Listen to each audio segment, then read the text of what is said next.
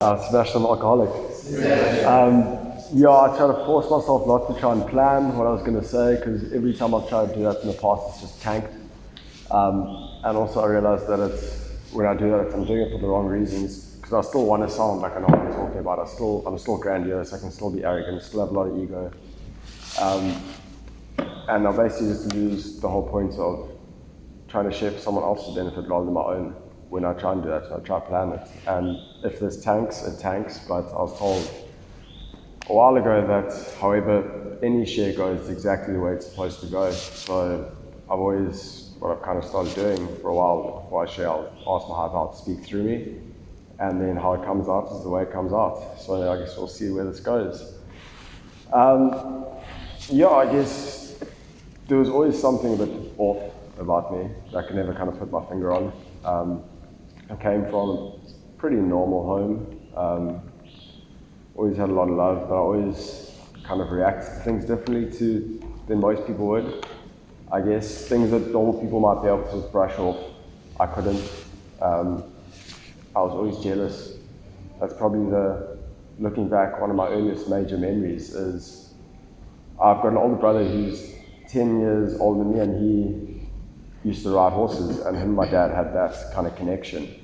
And some of my earliest memories are sitting on the side of a dressage arena for like whole weekends, and it all being about him. I didn't like that. And so I think that was probably my earliest resentment that started building, is I didn't like all that attention being on him.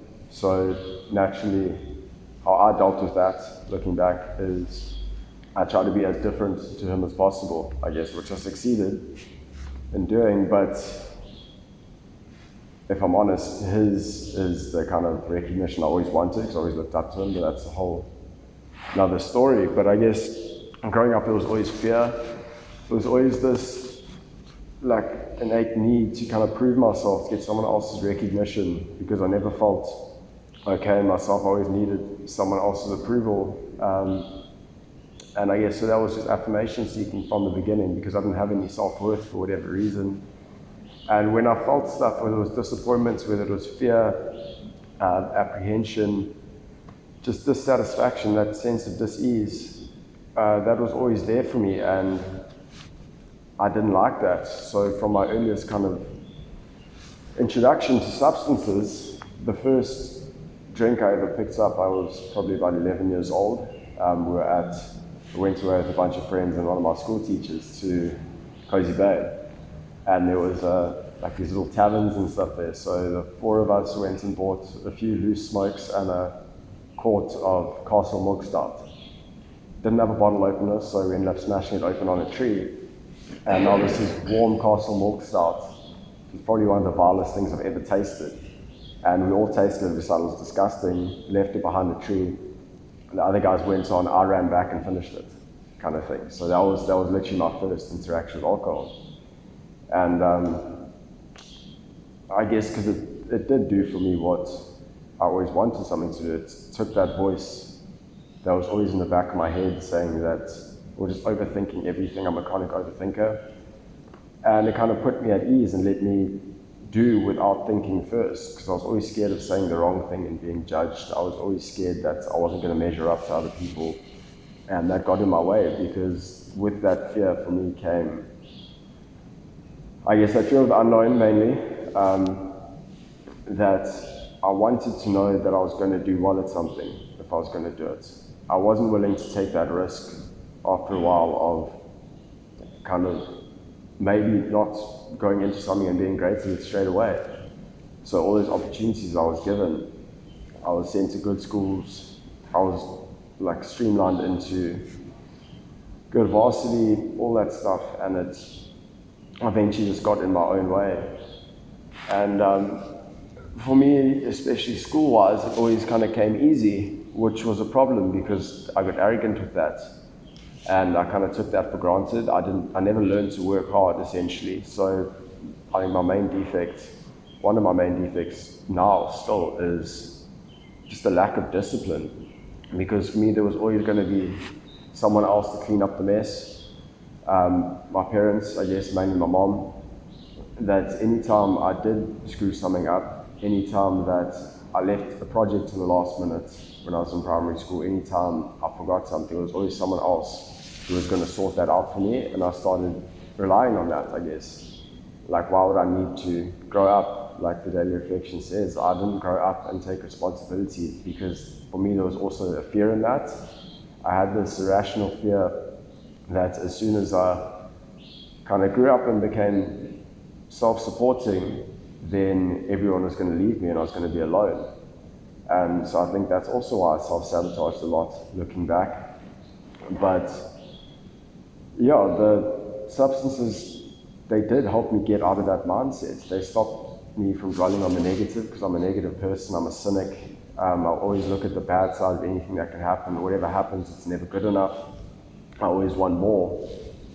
And that's also entitlement is always a big thing for me as well.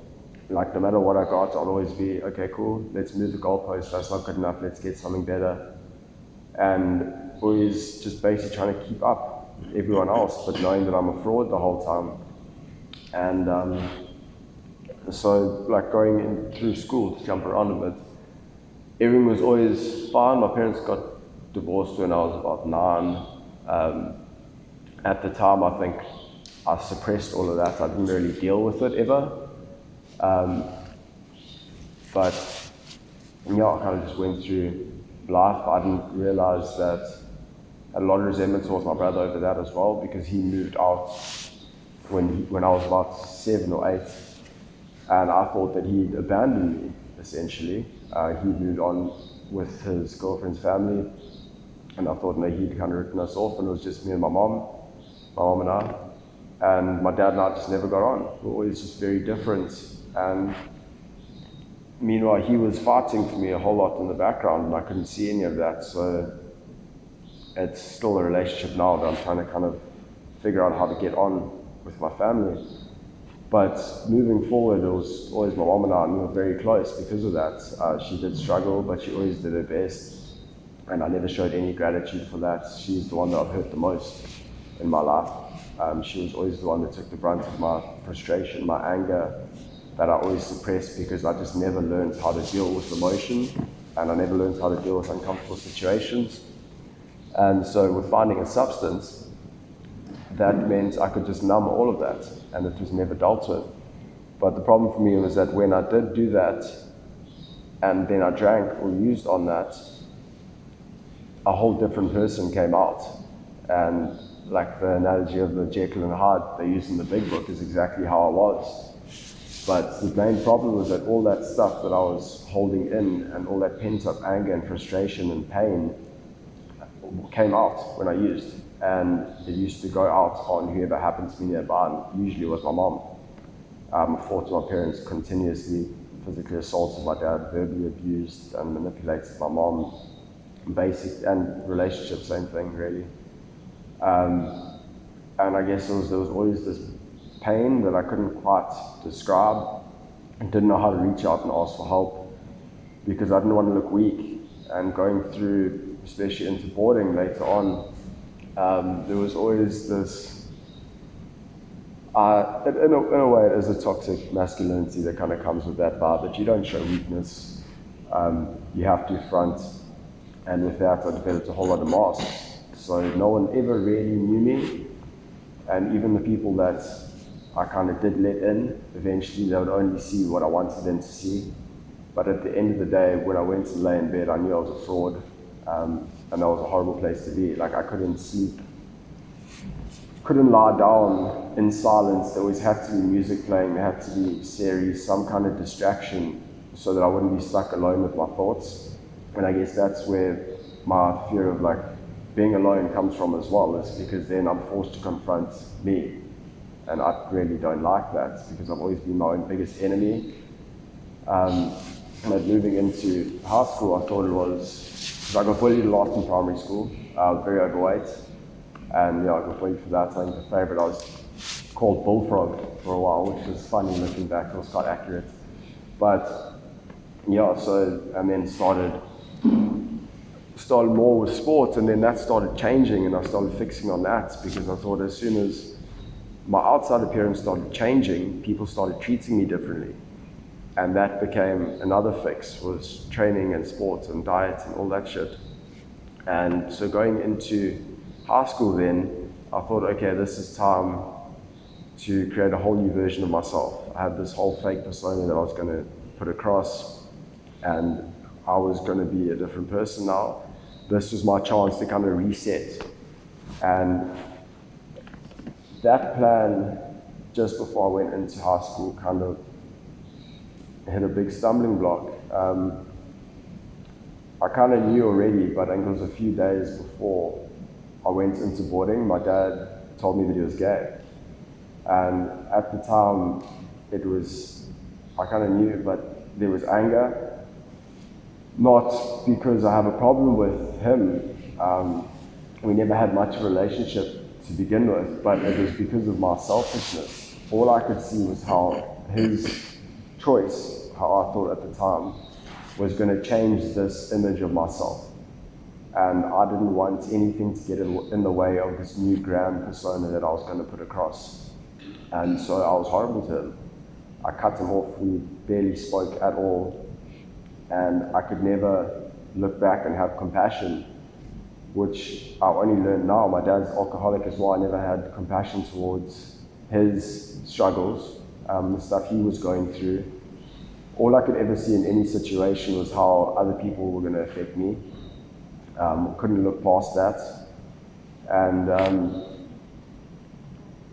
so basically, it's looking back now, I can think of, like with alcoholism, I can kind of sympathize or empathize now with some of his struggles, but my dad was always my main resentment. He was my main reason to use and to drink. He was the reason the way I was. I remember being like 5 years old and crying to my mom saying, no matter what happens, don't let me become like Dad. Because I just, didn't like him, didn't have anything in common with him. I thought he was never there for me because he was working to try and give me a better life than he had. But I couldn't see any of that. I could only ever see the faults in other people.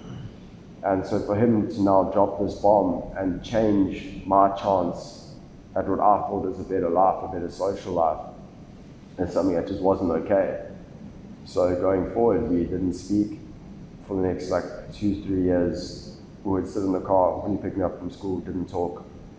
And it was just awkward, we had no relationship. And all I did was blame him. And so coming into treatment, to jump forward a bit, and I remember doing my life story the first time, which I couldn't even finish. And writing 2 pages, my first 2 pages are just about him and all his faults. And then someone pointed out to me, who does that sound like? And in that moment, it was just anger, because I had become exactly like the person that I despised, I guess. Except I'm worse than he was, worse than he is. No matter all his faults, he's managed to create a good life for himself. He's given me an amazing life, but all I could see was his faults. And that was kind of a pattern. I always wanted a reason to explain why I did the things I did rather than take responsibility for my own shit. And so going through school, it was that same stuff. Started withdrawing, from then started drinking basically at any opportunity I could. And luckily for me, being in boarding and being very focused on sports, academics, meant I wasn't doing that during the week, which is a saving grace. But that was when I was first put on medication. And I was diagnosed with ADD, ADHD and whatnot. And automatically I latched onto that. And where other people, how I can see looking back that I am an addict and I am alcoholic, is where other people didn't like taking the medication, I couldn't wait. Because it numbed me completely. I didn't have to feel any of this other stuff. Plus, it meant I didn't have to have self-discipline, essentially. For me, it was self-discipline in a bottle. And that was where that started. But every time we went out on the weekends, which is any opportunity, where other people could kind of call it quits after a couple drinks, or when the club started closing, they could decide, okay, cool, we're going to go home. And that was never me. If I had one drink, it was open season. And soon enough, it was just progressively blacking out. Like I would be blacking out at pre-drinks, essentially. And just causing chaos for other people. And just looking back, there's, I guess, still some guilt and shame about the things I put my friends through. Because they, again, always had to be the ones to clean up my mess. Through the grace of now, what I know is my higher power, I never ended up getting seriously injured. I never ended up getting arrested somehow, but all those things could have happened so differently with the situations I put myself in. Just so reckless, I guess. But I liked feeling numb.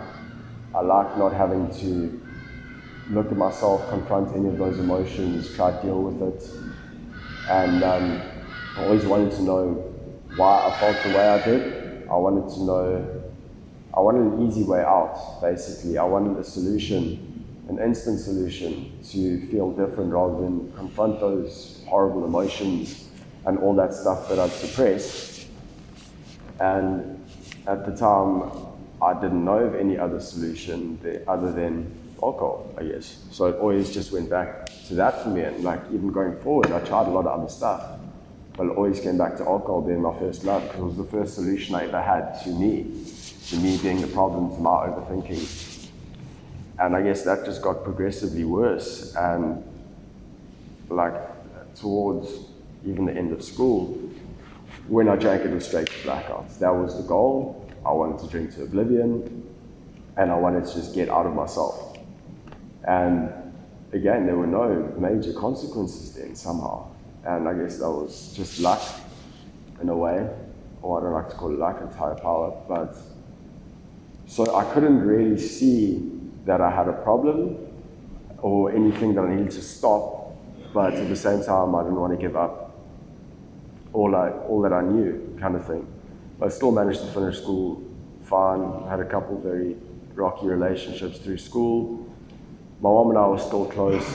My dad and I still didn't have much of a relationship. My brother was off changing the world, basically.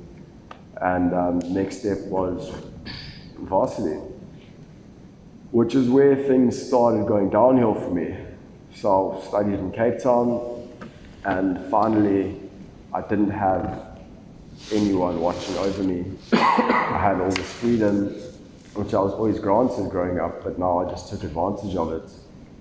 Because I found out about myself now, I still need accountability. I desperately need accountability. So at least being in boarding, I had some kind of structure, and I knew, because I had a fear of getting in trouble still, for some reason. Even though I didn't care, I still was scared of getting in trouble, because I don't like confrontation. But now everything started changing. There was no one who was going to call me out if I wasn't doing what I needed to do. I could go out every night, and in the place that I was studying, it was almost normal. But where other people could prioritize, okay, they can do this now, or let's go out tonight, cool, but we'll still be at lectures at 8 the next morning. No, I'll still be finished the next morning. I remember going there, and in the beginning, other people started, like the novelty of going out started wearing off. For me, it never. I think it ended up being like 37 nights in a row, just going full tilt and not seeing any problem with that. I thought this was finally my opportunity to do what I wanted. And if it meant that I could not feel anything the whole time, that's even better.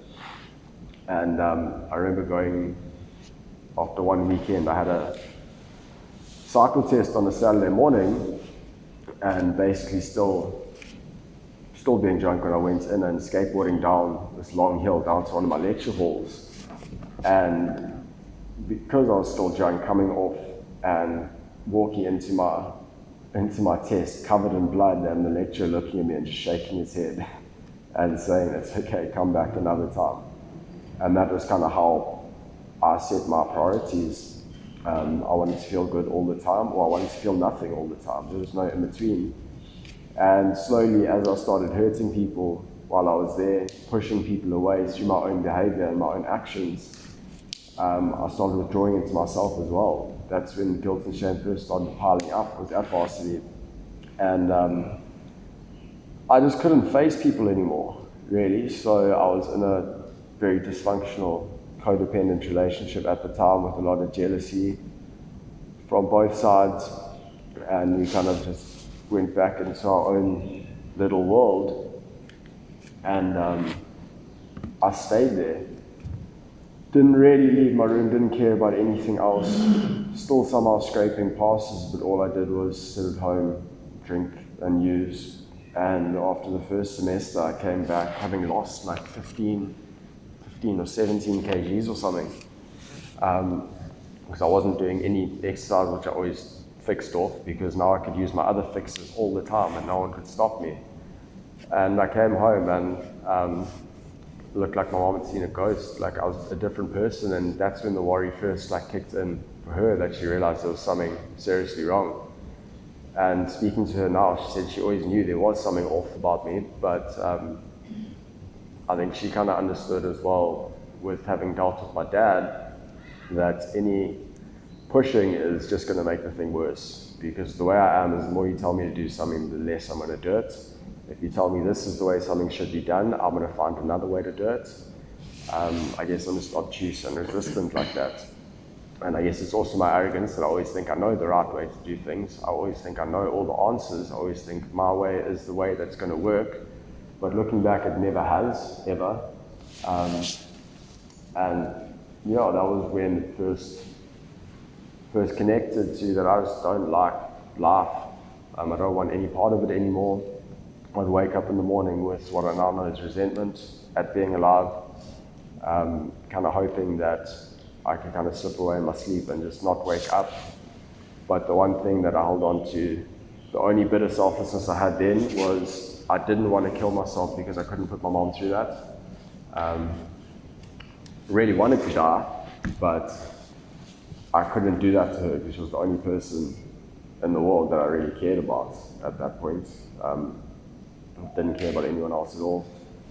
And that's when she started keeping a distance, or from a distance, but trying to push me to get help, I guess.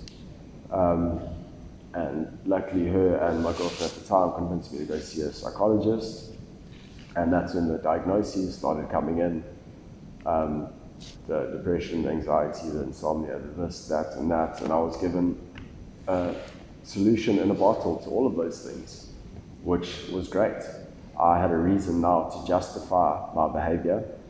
So I wasn't ashamed about being depressed. I went and told everyone. I told all my friends, yeah, this is the way I am, the way I am.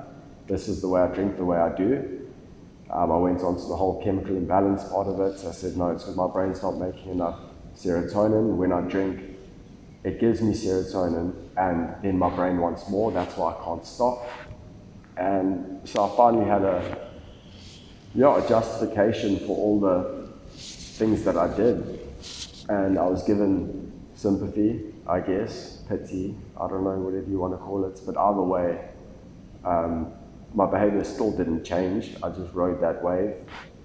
And I ended up pushing everyone away. And the realization as well was the group of my friends that I was at varsity with used to have a WhatsApp group for like plans and stuff that would make.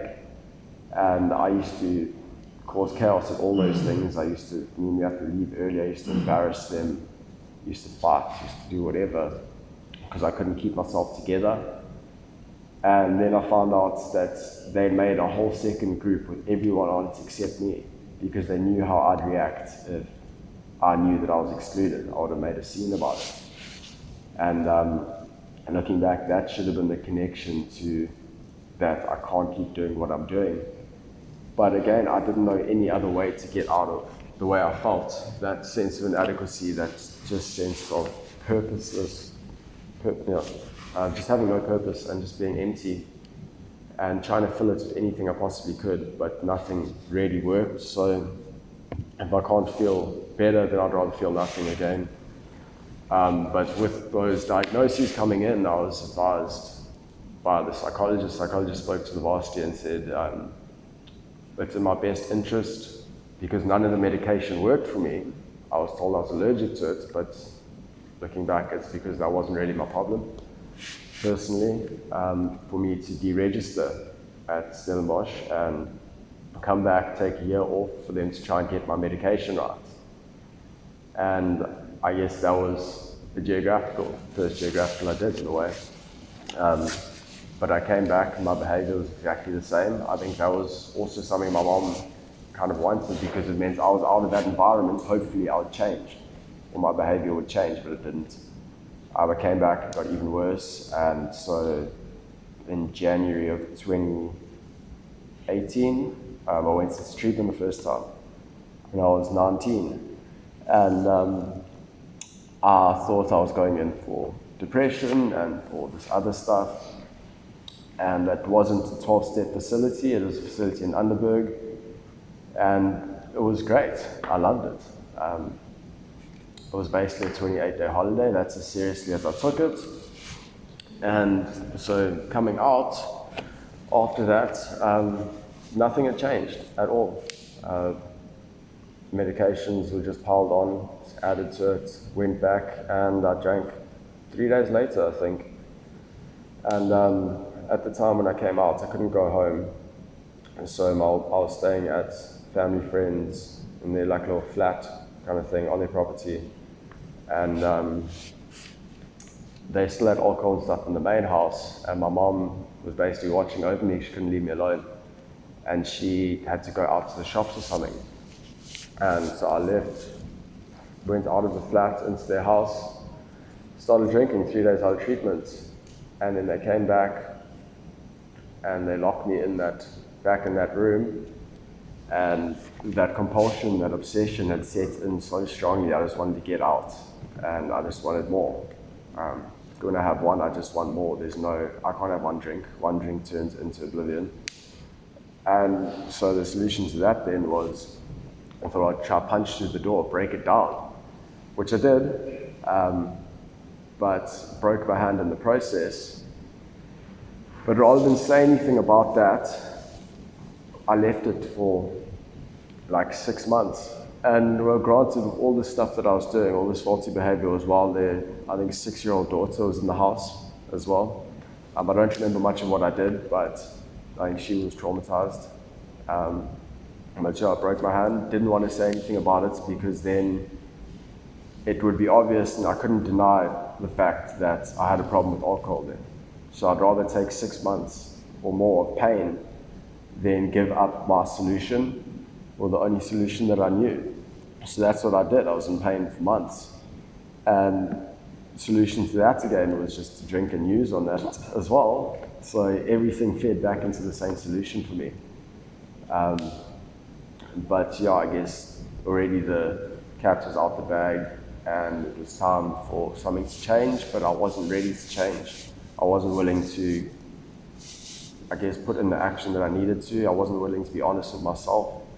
I was scared of change.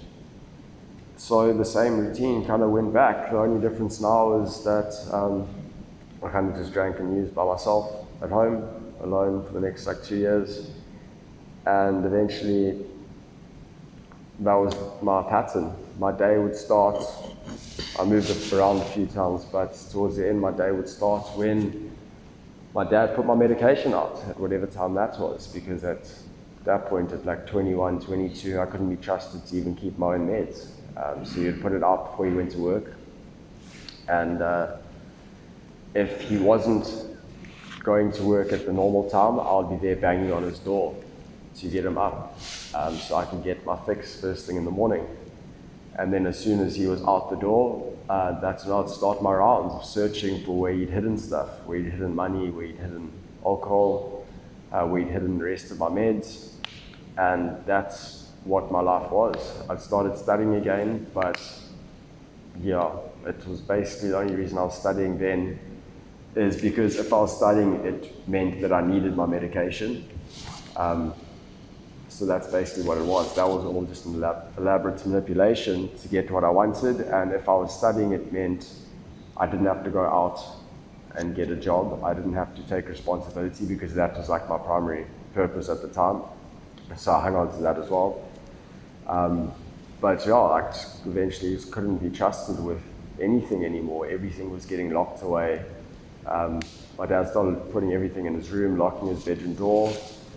Naturally, I found a way to get in there, and I taught myself how to pick a lock so I could get into his room and get into there. Then he had a walk-in safe and used to put everything in there as well. Managed to get into that. And for me, it was just, it's what I thought I needed. It's all I thought about, I guess. And I couldn't be honest with myself about that either. But yeah, just that loneliness and that wanting to get out of my own head was the only thing that really mattered. And I couldn't see at the time how far I'd pushed my family. I thought that they would always be there, basically, that I could screw up however I wanted. I didn't have to take responsibility. They would always pick up the pieces. And it was only much later, after I'd been in treatment for a while, that I realized, well, I was told how far I'd actually pushed them. That I didn't do treatment properly this time. My dad was going to throw me out into the streets. And so towards the end of that, like 3 years of going straight back into like the grips of active and just wanting to die every single day, it was a horrible environment to be in. There was this tension in the house the whole time because I made it horrible for them to be there, and in my mind they made it horrible for me to be there, my dad and his partner. But yeah, all my days kind of revolved around was just drinking and using. And eventually my dad had enough of it and he said, no, I need to go back to treatment again, which even when I went into treatment, I said, no, it was voluntary for me to go in. It wasn't. I didn't want to go in. I didn't want to change. Because again, there was that fear of change. I was very comfortable in my routine, even if it was horrible, because it was familiar.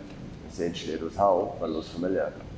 And so time went by, and then 1st of March last year, I went into treatment against my will. And because I wasn't willing to do it for myself, I wasn't willing to commit to it, nothing really changed there for me either for the first couple months. I wasn't willing to put in the work, wasn't willing to get honest, still had this heavy denial. I went in saying that I was there for depression and anxiety again because I didn't want to give up my solution. And I went in there delusional that it was going to be, I guess, like the first treatment center I went to, which was a bit of a holiday. I went in there because I needed to change the scenery and I needed to deal with my self-destructive behavior. That was the reason. And then I started learning about, I was introduced to the steps for the first time, really. And that's where, again, I started being resistant because finally I knew, I separated myself firstly. Like, I didn't want to admit, obviously, that I'm alcoholic. I didn't want to be like my dad. I could only see the differences. I haven't done any of this stuff. I haven't gone as far down the scale as this person. So this solution isn't going to work for me. And then eventually started complying and doing the steps kind of because I had to make my life easier. But still, I had to be hit with virtually every consequence they had and some that they never, just to force me to kind of change, and I still did not shift. Eventually, until it got to the point where I was just making my life so difficult, I might as well just try. But that first life story that I did, I was given like 2 weeks to do it, and I wrote 6 pages, and then ended up being put on the spot and had to go do the second half off the top of my head. And again, because I wasn't willing to get honest, I didn't have the discipline. But what stands out to me about that is after I did it, one of the questions that I was asked was everything that I said honest? And I can't remember what answer I gave at the time, but I think I said, I don't know, I think so. But I'd gotten so accustomed with lying about everything that I didn't even know when I was telling the truth or not. If I wasn't paying attention to when I was saying something, it's almost guaranteed it was going to be a lie. I was a compulsive liar. Because for me, that was my way to get out of responsibility. And essentially it was just, a way to get out of being honest. And if I was honest, I had to change. And I thought I could do the program without a higher power because I wanted to do it my way. Again, it just did not work. And eventually I came to the point of connection that I really needed to change when couple months in, my mom came down and visited from Cape Town, and she sat across the table from me and she looked like a completely different person. I'd made her so sick. She barely slept before I went into treatment. She was getting migraines all the time. She wasn't eating. She'd gotten skinny. And then just after like 2 or 3 months of peace of mind, I guess, just from me being in treatment, she looked completely different. And that's when I connected to the fact of how much damage I'd actually done, because I didn't think I'd had a lot of consequences. I didn't think I'd had enough consequences to need to change, rather. But those consequences on the people I loved, those are the ones that initially made me kind of want to change. That was the first point of connection. And that's essentially when I took step 1. And I think I was on like step 4 or 5 at that point, because I was just complying my whole way through. And from there, things kind of started to change, because I realized that even if I didn't care enough about myself then to do it for me, I owed it to the people that had always been there for me, even though I'd made their lives hell. And I saw how much damage I'd done, and I didn't want to do that anymore, basically, to them. And yeah, that's kind of when things started to change. But again, I'm still resistant. I still have a lot of my defects, and that still got in my way a lot of the time. But slowly and steadily, I kind of started changing, and I ended up being in treatment for a lot longer than I expected to. I didn't really go towards my plan again, and at that point, I'd been in treatment like 4 months, I think, and I was waiting to come down to the halfway house. And then things kept popping up and the deadlines kept changing, or moving day kept changing because of other stuff that was happening. And suddenly I was straight back into that self-pity, and it was basically like I didn't have a program at all. I was walking around looking miserable all the time. And I'd finished my steps at that point. And again, it was just all about me, and it had to be pointed out to me that newcomers coming into treatment and seeing someone who's meant to be finished their steps still looking like that doesn't exactly make it look very attractive. And again, I had to be pulled out of myself, because it's still so easy for me to indulge things when they don't, or indulge the negative when things don't go my way. I'm still like it. It's still something I have to get out of my head about. But eventually the time came and I came down to halfway house, and for the first time I was having to take responsibility for myself in a way. And I guess for me, if I hadn't come down to the halfway house after treatment, I would have gone back to exactly the same routine, and it would have been a matter of time before I drank again. I know that for a fact now, because I need some kind of accountability, and that's kind of what the halfway's been for me. And so I think it's so important for me for that, is kind of learning how to deal with life on life's terms, learning how just life works, how adults do stuff, because it's stuff I never did before. I never had to do anything for myself. If I didn't want to do something, I just didn't do it, and screw the consequences kind of thing. In the past, I only started getting nervous before I came in now. In the past, I sort of left. I wouldn't even have come here, kind of thing, because I always did that and never followed through. I'd make big promises, say I'm going to do something, and then as soon as I get fearful about something, or as soon as suddenly I don't feel like doing something, screw the consequences, I'm out. And being in the halfway has taught me that I can't do that, and has forced me to start taking responsibility, because I can't run away from me, essentially, and that's even clean and sober, that behavior of mine, it's not going to change unless I kind of put in that work for it, and put in that work to change. And I've gotten stuff wrong a lot, but the only thing that's really changed now is I've got some awareness around like my defects. My defects are still there, but I've kind of gotten better at seeing when they're coming out and trying to deal with it. Not always in the right way, but that's really the main thing that the steps have given me. As much as they've taken away that, or this program has taken away that like desire to drink and to use, I still have the thoughts, not in a while, but like they'll still pop up, but I can see it's irrational straight away. It's like I don't indulge those things anymore. And for me, it's not so much that the desire to drink and use has been taken away. It's I always drank to change the way I felt. and I don't feel the same way that I used to feel. I don't feel as negative. I feel like I've got some kind of direction in life, even though I don't know what that is. The main point of apprehension for me now is I don't know where my life is going. But if I kind of just do what I need to do each day, I don't have to worry about that, because coming into recovery young, I thought I was giving up so much, but now I can see how much I've gained, because if I can do this properly now, I don't have to put it off for another 10, 15 years and let it get to those lengths where I thought I needed to get to in order to kind of change my life. But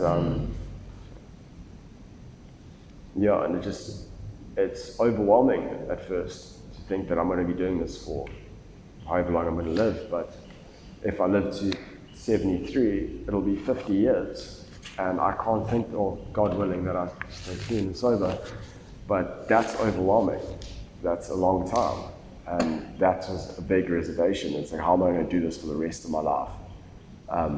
But yeah, what I've learned is that I don't have to think like that. I can just do what I need to do each day, and I don't have to think about where my life's going to end up. Although I still compare myself to a lot of my friends where they are, and I still have jealousy around that stuff, about like I should be there. If I'd done stuff differently, I would be there. But it's not my truth. It's not my path, I guess. I needed to go through this. I needed to go through all that other shit in order to get here.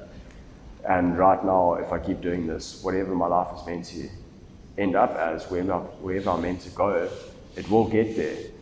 And I can pray for guidance. I can pray to live in accordance to my higher power as well. I can pray for whatever. But I can't expect that those things are going to happen straight away. And that's something I've had as well. A problem with is I want things to change straight away. I don't have the patience to see how things are going to turn out. If something's going to turn out badly, I want to know now. I don't want to have to wait and see how things unfold later on. But for now, if I keep doing this stuff now, then however my path is meant to go is the way it's meant to go. And I don't need to worry about the future like that. And a lot has changed. Like with me learning to kind of start taking responsibility, which I still don't like. But there's a lot of things I'm getting back into now, which I never did because of fear. I never did my drivers for 6 years because I was so scared of failing it. Then I eventually did it in literally a few weeks ago, or about a month ago, and then failed it the first time in recovery as well, because it was obviously a lesson I had to learn. And that's, I guess, my high power's got a sense of humor. But I was given the opportunity at the time when I failed to bribe my way out of it. And that old part of me was so tempted to just take that easy way out, because it meant I didn't have that uncertainty. I didn't have the fear of the unknown. I could get what I wanted straight away. But yeah, luckily it didn't do that. And those little changes in like complete personality changes, those little spiritual awakenings of like the creation of those reference points, I guess, for how differently I would have done stuff in the past. And now it's like, okay, my studying as well, it's not easy, I'm really struggling, but I'm doing it differently for the first time. I'm doing everything clean and sober for the first time. I've never experienced life sober, really. I always just skip straight through to not having to process and taking that easy way out. And the delusion I was under as well, going into treatment, was that I thought recovery meant everything was just going to be great. Everything was going to go according to plan all the time. That's the kind of picture that I took from it. And my experience is that's not the case, but that's okay. Like, the difference now is when stuff doesn't go to plan, I have a means to deal with it that doesn't come in a bottle, I guess. I can reach out, I can talk to people, I can ask for help. Because my head goes straight to the worst case scenario still, but I have to snap myself out of that. I have to kind of try to work a program around it. I have to hand that stuff over and accept that the solution is not going to present itself then and there like I want it to. Sometimes it'll take time. Sometimes those things I can look back on as a lesson weeks later, but at the time still seems like the end of the world. But it's all those things that I'm kind of learning, because like the reading said, I am growing up for the first time in recovery. I never had to be an adult. I never had to live life on life's terms. I never got that blueprint. But that's something recovery's given me. It's given me the chance and pushed me into having to grow up for the first time. And knowing that I'm going to get stuff wrong a lot because it's all new, it's all foreign. But that's okay as well. It's how I bounce back from those things. It's how I learn from them that really counts. It's not that I'm going to get shit right all the time or get shit wrong all the time. It's just learning from those mistakes and not repeating them, essentially. So yeah, that's one of the biggest gifts the recovery's given me, is just that change of mindset. And going forward, I'm going to get a hell of a lot of stuff wrong as well, and that's okay. But yeah, I guess I'm just mainly grateful that now, looking back, I was given this opportunity young, because it means I don't have to go out and cause more pain. I could go out and dig for that rock bottom that I thought I never had, but it's unnecessary. Other people have gone to those lengths, so I don't have to. And that's the power of fellowship. I don't need to do all those things that I thought I needed to do in order to be an addict or to be an alcoholic, because my rock bottom was internal. For me, it was enough pain. For someone else, it may be different, but for me personally, I had enough pain eventually when I connected to it that I needed to change. If I want to go experience those things, I can walk out that door, I can do it. But yeah, so for me, it's just keeping my head down, doing those little things every day. And the future's kind of going to take care of itself, and I don't have to worry about the next 50 years, I have to worry about now. And yeah, thanks for letting me share. Yes.